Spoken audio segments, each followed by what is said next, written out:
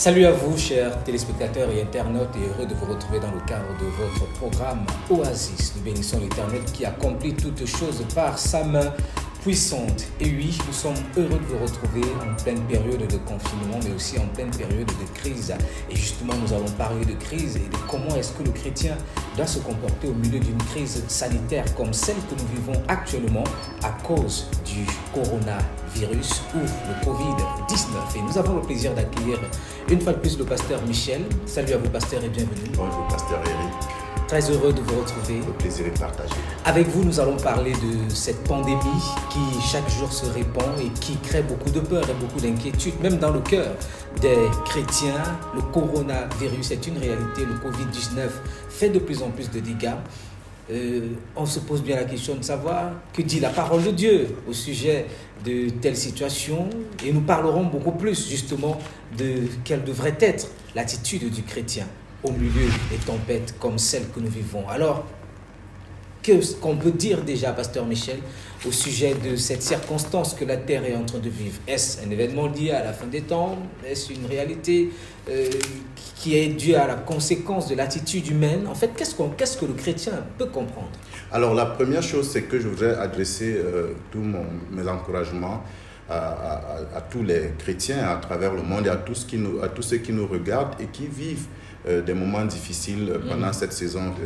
Il y a des difficultés d'ordre sanitaire, il y a des difficultés d'ordre financier, des difficultés d'ordre social, d'ordre même affectif, des familles qui sont séparées. Parce que les vols ont été annulés, les frontières ont été fermées. C'est une situation très très difficile. Et ce que je voudrais dire d'entrée de jeu, c'est que tout ce que nous allons partager ici, ce n'est pas avec une posture de supériorité, de personnes savantes qui cherchent à corriger des attitudes de personnes frustrées ou blessées. Je partage vraiment la douleur. La douleur, oui. Et nous-mêmes aussi, nous subissons bien sûr. Les assauts de cette pandémie et des mesures qui sont prises dans le cadre soit de la prévention ou de la lutte contre cette pandémie. Donc, tous mes encouragements à tous ceux qui nous regardent dans le cadre de cette émission, soyez forts, ne baissez pas les bras et que Jésus-Christ lui-même vous manifeste sa présence dans cette épreuve difficile. Alors que le Seigneur manifeste, et nous le croyons, sa présence et son soutien dans cette épreuve difficile. Et puis je reviens à ma question, pasteur Michel, le Covid-19, c'est une réalité, mais dans quel contexte? Ou alors je voudrais dire, dans quel cadre est-ce qu'on peut... Votre question est difficile, j'aurais souhaité que par mon propos de départ, vous oubliez la question parce que c'est vraiment une question à laquelle je ne souhaite pas, je souhaite pas répondre, si ce n'est à partir de cet exemple des Écritures. Dans le livre de Actes, au chapitre 1, Jésus-Christ parlait à ses disciples et il leur donnait ses dernières paroles avant de s'en aller. Et il disait, car Jean a baptisé d'eau, mais vous, dans peu de jours, vous serez baptisés du Saint-Esprit. Alors les apôtres réunis lui demandèrent, Seigneur, est-ce en ce temps que tu rétabliras le royaume d'Israël? Il leur répondit, ce n'est pas à vous de connaître les temps ou les moments que le Père a fixés de sa propre autorité. Mais vous recevrez une puissance, le Saint-Esprit survenant sur vous, et vous serez mes témoins à Jérusalem et dans toute la Judée, dans la Samarie et jusqu'aux extrémités de la terre. Donc, ils vivaient une époque d'angoisse où Jésus leur annonçait son départ. Jésus sur qui ils avaient fondé toute leur confiance, Jésus qui les guérissait quand ils étaient malades, Jésus qui pourvoyait à leurs besoins, Jésus qui payait les impôts quand ils n'avaient pas d'argent, était en train de leur annoncer qu'il s'en allait et qu'il allait faire descendre le Saint-Esprit sur eux. C'était quelque chose d'incompréhensible, c'était quelque chose qu'ils ne savaient s'expliquer exactement comme ce que nous vivons aujourd'hui. Et quand Jésus leur a fait cette annonce, ils ont voulu comprendre davantage et Jésus leur a dit, ce n'est pas à vous de comprendre les choses et les temps que le Père a fixés de sa propre autorité. Je crois que les situations comme celles que nous sommes en train de vivre relèvent de la souveraineté de Dieu. Et ce n'est pas à nous forcément de comprendre les tenants et les aboutissants. En fait, il n'est pas question de chercher à expliquer. Après, si je dis le corona, ça annonce la fin des temps, qu'est-ce que je gagne plus que si je dis ça n'annonce pas la fin des temps? En tant que chrétien, je dois être prêt tous les jours au retour du Seigneur. Je dois avoir mes lampes rempli d'huile et je dois avoir de l'huile en réserve, qu'il y ait Corona ou pas. Si je vous dis Corona, c'est un complot des puissances occidentales pour rétablir un nouvel ordre économique, un nouvel ordre dans la gouvernance du monde. Qu'est-ce que j'y gagne moi en tant que chrétien, si ce n'est de me préparer davantage à la fin des temps. Donc, oui. Le chrétien doit savoir qu'il y a des temps et des circonstances qui relèvent de la souveraineté de Dieu. Il fixe les temps et les saisons de sa propre autorité. Mais moi, dans une circonstance comme celle-là, ce qui m'intéresse, c'est quelle est l'attitude que je dois avoir et quelle est ma responsabilité. Jésus leur a dit, écoutez, n'allez pas chercher à comprendre des choses complexes qui ne relèvent pas de votre responsabilité. Mais vous avez une responsabilité. Quand le Saint-Esprit va descendre sur vous, c'est d'être mes témoins. Donc, nous, on doit savoir, on doit être conscient de notre responsabilité dans un temps comme celui-ci et l'assumer pleinement et laisser au Père ce qui relève de sa souveraineté. Mais la circonstance est là, Pasteur Michel, oui. Mais il est important de noter quand même qu'elle a créé une certaine psychose, une certaine peur dans le cœur de plusieurs chrétiens qui se sont mis certainement à se poser un certain nombre de questions par rapport à leur foi, par rapport à Dieu et par rapport à leur marche. Et puis, pris de panique et pris de peur, nombreux ont commencé à certainement s'inquiéter. Et avec raison, sur le plan humain, c'est une situation qui est susceptible de générer de la peur, et cette peur s'explique quand on allume la télévision aujourd'hui. Ce n'est que les décomptes de morts et les réseaux sociaux. Les réseaux sociaux, c'est des décomptes de morts et de nouveaux cas. Donc tout autour de nous, et même si on n'allume pas la télé, les SMS que l'on reçoit, les messages WhatsApp que l'on reçoit, c'est pour nous informer des dégâts du coronavirus. Donc tout est orchestré dans la société aujourd'hui pour créer la peur. Mais la Bible nous dit clairement que ce n'est pas un esprit de peur que Dieu nous a donné, mais c'est un esprit de force, d'amour et de sagesse. Donc, quel que soit l'environnement et ce par quoi l'environnement passe aujourd'hui, il n'y a rien qui justifie que le chrétien vive dans la peur. Moi, je me souviens de l'épisode de la Bible où Jésus avait lui-même envoyé ses disciples, leur avait demandé de le précéder, et pendant qu'ils étaient sur le chemin, il y a eu une grande tempête. Oui. Ils étaient dans la volonté parfaite de Dieu parce que c'est lui qui les avait envoyés. Il y a eu une grande tempête et Jésus, quand il est arrivé en marchant sur les eaux, il a réprimandé Pierre pour sa petite foi. Il a dit à ses disciples de ne pas craindre. L'autre épisode, c'est même une histoire où Jésus était présent dans la barque et lui dormait.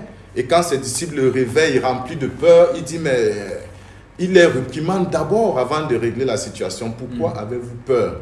Dans une situation comme celle-là, sa question pourrait paraître stupide. Nous sommes en train de mourir, la barque est en train de chavirer. Et c'est ce que Pierre lui dit, justement. N'as-tu pas soin de nos vies alors que nous sommes en train de mourir? Ne t'inquiète-tu pas, nous sommes en train de mourir. Il dit, mais homme de peu de foi. Donc, dans une situation comme celle-ci, la peur, elle est naturelle. Oui. Elle est normale. Mais il ne faut pas que nous perdions de vue le fait que nous sommes des hommes surnaturels, nous sommes des hommes spirituels qui ne devront pas être gouvernés par le naturel.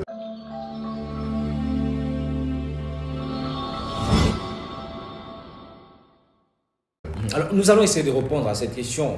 Vous l'avez dit tout à l'heure, nous ne devons pas succomber à la peur, nous ne devons pas céder à la peur. Il y a un certain nombre de mesures et de prescriptions qui ont été énoncées par la plupart des États dans le monde, un ensemble de mesures de sécurité que nous invitons bien sûr nos téléspectateurs et tous ceux qui par Internet nous suivent à respecter. Exactement, ce sont des mesures de sécurité. J'insiste sur le fait qu'il faut absolument les respecter parce que le courage n'exclut pas la prudence. Et il y a plusieurs exemples, histoires dans la Bible où Jésus a fait preuve de prudence malgré le fait qu'il était enfant de Dieu et qu'il opérait des miracles que nul homme n'a pu opérer jusqu'ici.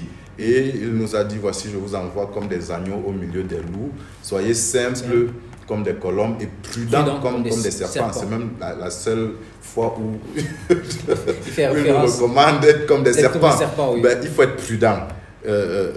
Donc ces mesures de prudence, il faut les respecter et moi j'encourage dans mon église tous les fidèles à les respecter scrupuleusement. Oui. Alors, parlons un petit peu de l'attitude concrète qu'un chrétien devrait adopter au milieu d'une situation comme celle-ci. Et c'est vrai, nous sommes face à une réalité que l'on ne peut pas nier, on est obligé d'accepter, ou alors que la vie nous impose justement d'accepter.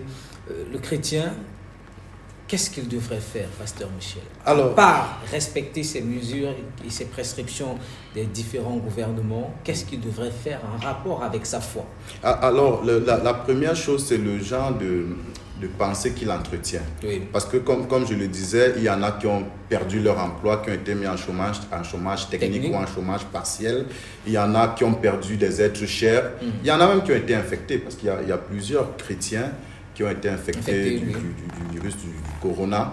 Il y en a qui aujourd'hui ne peuvent plus rencontrer un des leurs parce que confinés.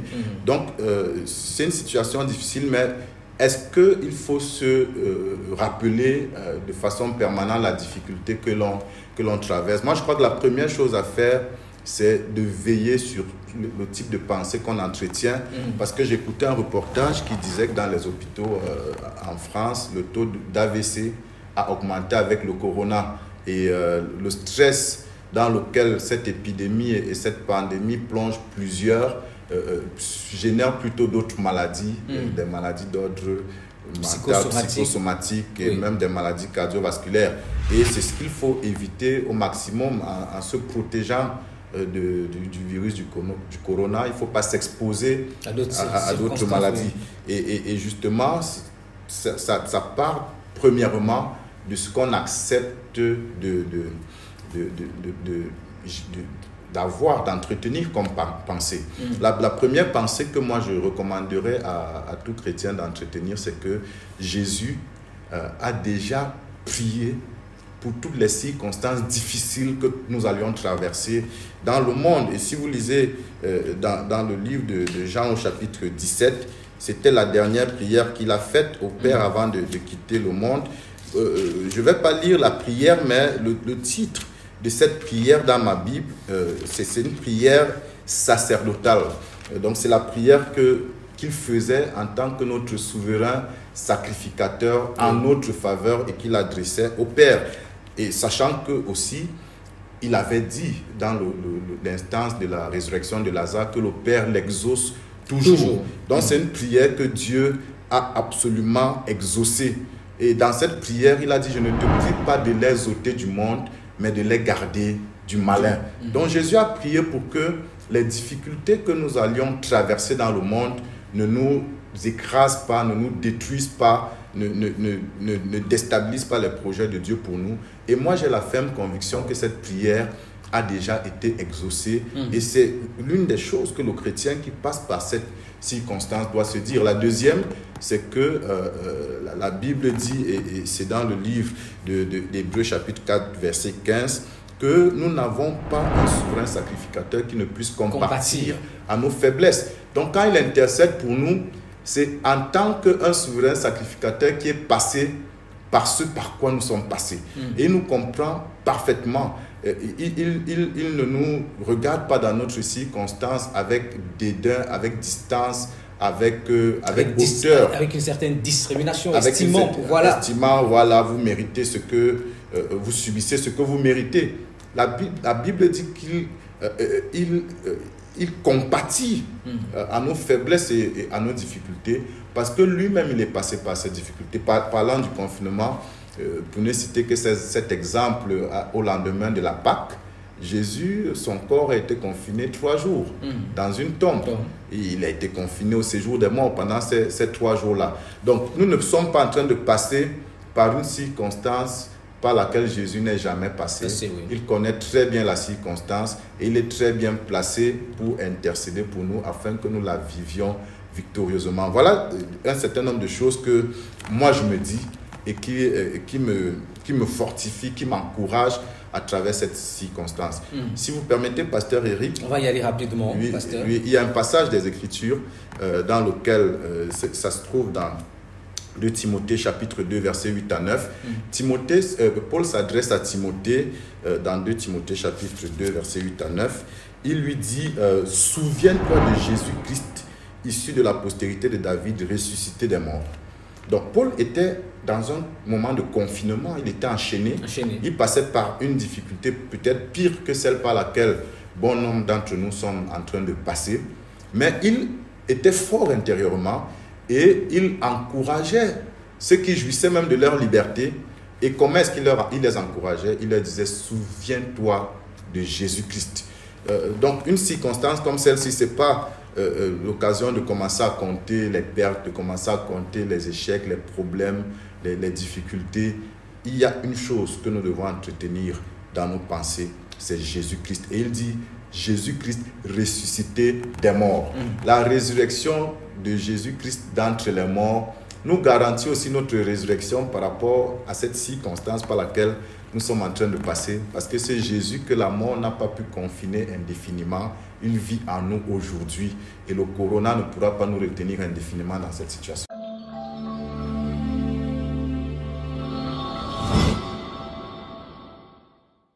Au milieu de cette tempête, la Bible dit que chaque circonstance constitue pour le chrétien une opportunité de saisir la pensée de Dieu, mais surtout de se rapprocher davantage du Seigneur, Pasteur Michel. Effectivement, la Bible dit que toute chose concourt au bien de ceux qui aiment Dieu et de ceux qui sont appelés selon son dessein. C'est un passage que tout le monde connaît, que tout le monde aime utiliser. Et j'aime souvent le rappeler, en fait, c'est un verset qu'on utilise généralement quand on est confronté, quand d'autres sont confrontés à des situations. On l'utilise pour les autres. Pour les encourager. Et quand on se trouve face aux épreuves, on l'oublie, on ne se l'applique pas à soi-même. Et je voudrais encourager tous les chrétiens, tous ceux qui connaissent la parole de Dieu, tous ceux qui la lisent et tous ceux qui ont donné leur cœur à Jésus-Christ et qui sont soumis à l'autorité des Écritures, de s'appliquer eux-mêmes cette parole des Écritures. La pandémie du coronavirus et toute la crise tout autour de cette pandémie concourt au bien de ceux qui aiment Dieu, vous inclus. Elle concourt à votre bien.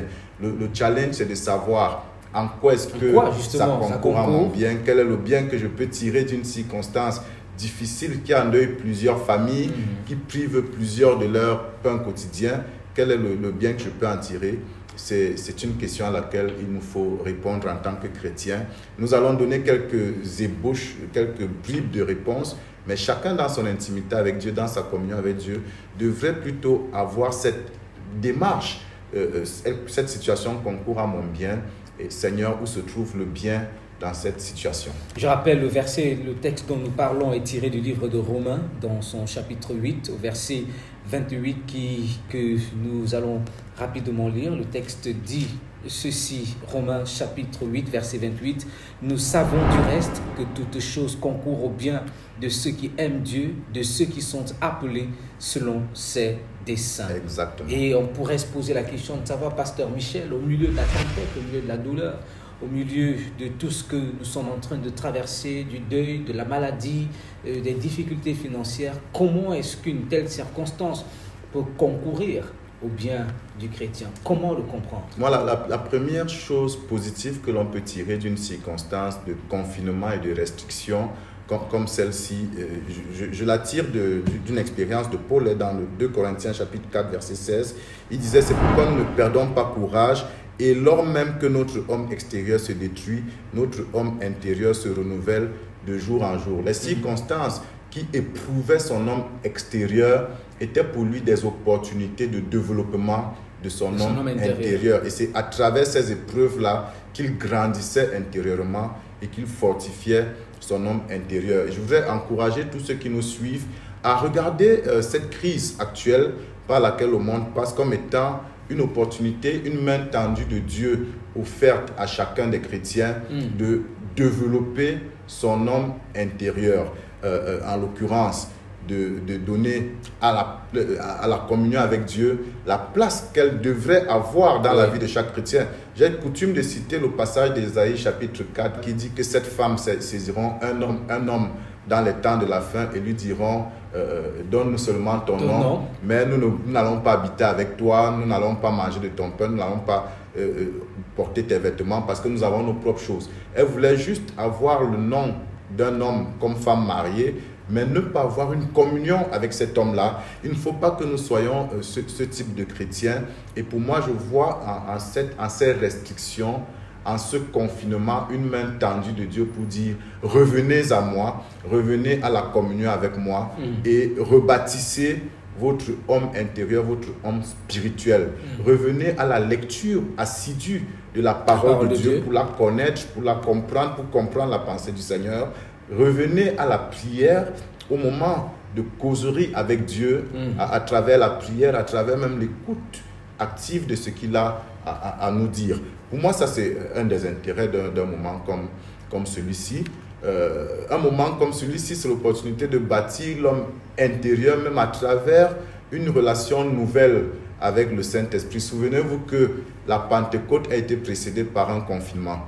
Les disciples ont passé une dizaine de jours dans le confinement et c'est à l'issue de ce confinement qu'ils ont reçu la puissance d'en haut qui a fait d'eux des personnes qui ont bouleversé le monde. Donc le chrétien pourrait se dire, je saisirai ces moments de confinement, ces moments de restriction dans mes activités, dans mes mouvements, comme une opportunité pour connaître une expérience de plénitude du Saint-Esprit que je n'ai jamais connue par le passé et qui va faire de moi un révolutionnaire pour la suite. Et après le développement de l'homme intérieur, au-delà de la communion avec Dieu, au-delà de la plénitude du Saint-Esprit, il y a tout ce qui est développement de son ouverture d'esprit, il y a tout ce qui est culture personnelle, il y a tout ce qui est éducation. Le chrétien pourrait saisir cette opportunité pour apprendre davantage des choses qu'il n'avait pas le temps d'apprendre lorsqu'il était occupé par ses activités séculières. Il y a des formations en ligne auxquelles le chrétien pourrait s'inscrire pour développer son instruction et il pourrait développer des talents. Si quelqu'un qui joue de la guitare, par exemple, pourrait développer sa capacité de jouer de la guitare et ainsi de suite. Donc, ces capacités intrinsèques, ces moments de restriction, de limitation d'activité, c'est une opportunité de les développer. On va dire un des grands bénéfices également du confinement, c'est l'opportunité justement de retrouver la famille. Ça, c'est l'autre bénéfice que j'allais citer. Et vous savez, dans la Bible, la Bible nous dit dans Malachie chapitre 4 au verset 6 que dans les temps de la fin, l'esprit d'Élie sera opérationnel dans le monde avec pour objectif de ramener les cœurs des pères aux enfants et les cœurs des enfants à leurs pères. Nous vivons une période où le monde va si vite et les sollicitations sont si nombreuses que les parents n'ont plus le temps pour leurs enfants. Les parents ont abandonné l'éducation des enfants aux enseignants, aux nounous, aux femmes de ménage. Et quand je dis parents, c'est père et mère. Et cette opportunité de cette crise de confinement, c'est l'opportunité de revenir à s'intéresser aux enfants, à savoir à quel niveau ils se trouvent, même sur le plan de la marche avec Dieu. Plusieurs des enfants, des pasteurs, des dirigeants d'église qui prêchent avec beaucoup de zèle ne sont même pas encore convertis et ils n'ont pas le temps de s'en soucier.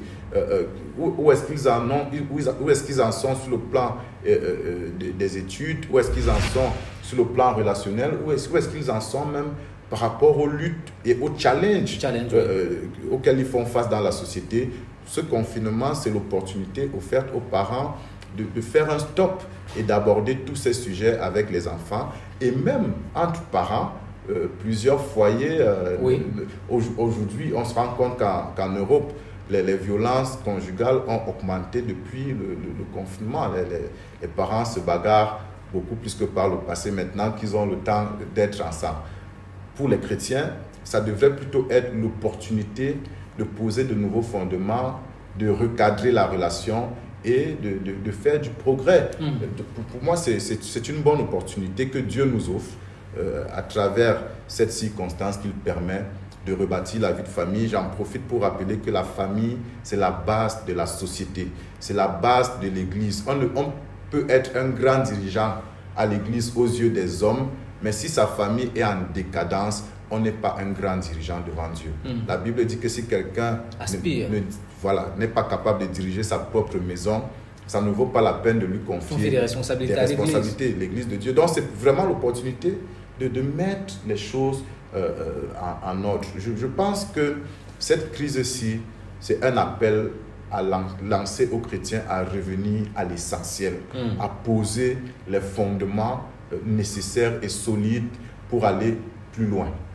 Poser des fondements nécessaires et solides pour aller plus loin, certainement, on pourrait dire, on pourrait énoncer plusieurs éléments autour de cette crise. Et vous avez compris pourquoi, au début, justement, j'ai utilisé l'expression opportunité ou alors ce en quoi concourt cette crise pour le bien du chrétien que nous sommes. Pasteur Michel, j'allais dire aussi, pas seulement pour le chrétien, même pour l'Église, c'est une opportunité. Quand vous lisez dans le livre des Actes, au chapitre 8, versets 1 à 6, après le meurtre d'Étienne, toute la persécution qui s'en est suivie, la Bible dit que ceux qui avaient été dispersés allaient de lieu en lieu annonçant la bonne nouvelle de la parole. Philippe est descendu à Samarie, il a prêché le Christ, des foules entières étaient attentives. Ce que Philippe ne faisait pas quand il était à Jérusalem, au pied des apôtres, son potentiel n'était pas révélé. Oui. Donc pour l'Église aussi, une crise comme celle-ci, c'est une opportunité de connaître l'expansion. Il y a plusieurs qui sont dans l'Église et qui sont remplis d'un potentiel impressionnant qui ne s'expriment jamais parce qu'ils sont sous la couverture confortable d'un grand homme de Dieu. Oui. C'est l'opportunité aussi de mettre en exergue. Étant confiné justement de manifester sa foi. Et je dis aujourd'hui, l'Évangile peut connaître un plus grand progrès que lorsque nous nous retrouvons dans nos salles d'église, dans nos chapelles. Il y a plusieurs possibilités aujourd'hui d'annoncer l'évangile jusqu'aux extrémités de la terre à travers les réseaux sociaux, à travers Internet et même à travers des communications téléphoniques avec le temps que l'on a aujourd'hui en étant confiné.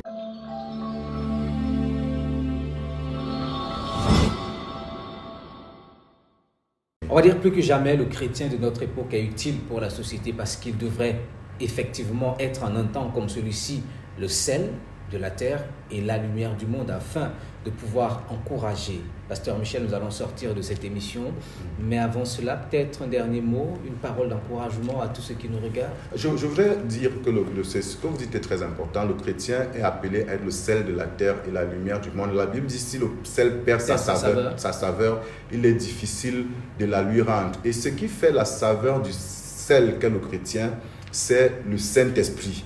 Le Saint-Esprit d'abord pour lui-même, qui vient pour le fortifier, qui vient pour l'encourager afin qu'il traverse victorieusement cette épreuve. Je voudrais encourager chaque chrétien à devenir conscient de la présence du Saint-Esprit en lui et de ne plus être indifférent à la voix du Saint-Esprit qui lui adresse des paroles de consolation, qui lui adresse des paroles d'encouragement, qui lui adresse des paroles d'amour et pas de condamnation et d'accusation. Et le Saint-Esprit aussi lui donne la puissance de manifester le surnaturel de Dieu. Aujourd'hui, on parle du corona comme une fatalité. Je vous ai exhorté lors de la dernière émission et je le réitère à être prudent et à respecter les règles de prévention prescrites par les institutions étatiques. Mais ça n'enlève rien au fait qu'il y a dans le sang de l'agneau la puissance nécessaire pour la guérison du corona. Et ces moments de confinement, c'est des moments que le Seigneur offre aux chrétiens pour qu'ils crient à Dieu pour recevoir la puissance qui lui est promise, parce que c'est une promesse, afin qu'il puisse apporter la solution au monde à travers des miracles de guérison, y inclut des guérisons de corona. Jésus guérit encore et peut-être c'est par cette prière que nous allons sortir, Pasteur Michel, une prière à l'endroit de tous ceux-là qui nous regardent, qui peut-être sont malades, peut-être sont affectés, peut-être ont perdu un proche, peut-être sont dans la peur. Nous voulons prier avec Pasteur Michel. Nous allons prier. Je vais t'inviter à prier avec moi et à adresser au Père cette prière par rapport auquel je te prête simplement mes paroles. Je vais prier pour vous. Seigneur Jésus-Christ, je proclame que tu es Dieu et que tu ne sommeilles ni ne dors dans la circonstance par laquelle nous passons en tant que planète, en tant que monde et même en tant qu'Église. Je prie que tu te révèles à chacun de tes enfants comme le Dieu fidèle qui ne les abandonne pas face à l'épreuve. Au nom de Jésus-Christ, je prie que tu ouvres le cœur de chacun de tes enfants à la voix du Saint-Esprit et que chacun entende cette voix de réconfort, cette voix de consolation et que personne ne sombre dans le découragement. Au nom puissant de Jésus-Christ, j'applique le sang de l'agneau dans les pensées pour détruire et démanteler toute semence de découragement et d'abattement de cœur. Au nom puissant de Jésus-Christ, et je libère par l'onction du Saint-Esprit la voix à l'esprit de courage, de force et de hardiesse. Au nom de Jésus-Christ, que la grâce de Dieu vous touche, vous qui êtes touchés par cette maladie, et soyez guéris au nom de Jésus-Christ. Amen. Amen. Quand la nuit est noire, ne dis jamais « je n'en peux plus ». C'est certes le refrain d'une chanson, mais c'est également une réalité. Au milieu de cette ténèbre, au milieu de ce sombre nuage obscur qui plane au-dessus de la terre, nous vous encourageons à garder la foi, à rester attaché au Seigneur et surtout, comme le pasteur l'a signalé, respectez les mesures qui ont été prescrites.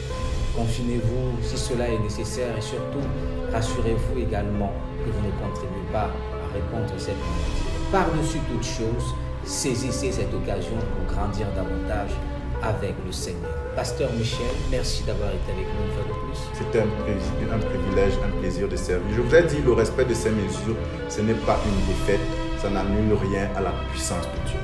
Merci à vous, merci chers téléspectateurs et internautes.